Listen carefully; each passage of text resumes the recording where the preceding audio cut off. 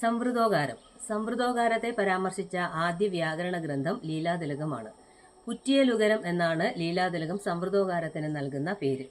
സംവൃതം ചെയ്യപ്പെട്ട ഉകാരമാണ് സംവൃതോകാരം. ഉകാരം, സംവൃതം, വിവൃതം ഇങ്ങനെ രണ്ടു തരത്തിലുണ്ട്. കണ്ടു എന്നത് വിവൃതോകാരവും കണ്ട് എന്നത് സംവൃതോകാരവും. സംവൃതോകാരത്തെ സൂചിപ്പിക്കാൻ ചന്ദ്രകല എന്ന ചിഹ്നമാണ് ഉപയോഗിക്കുന്നത്. ഗുണ്ടട്ട് അരയുകാരം എന്നും ജോർജ് മാത്തൻ അർദ്ധാച്ച് എന്നും AR രാജരാജവർമ്മ സംവൃതോകാരമെന്നും വിളിക്കുന്നു. ചില്ലുകളല്ലാത്ത പദാന്ത വ്യഞ്ജനങ്ങൾ ഉച്ചാരണക്ഷമമാകാൻ ഈ സ്വരം ചേർക്കുന്നു.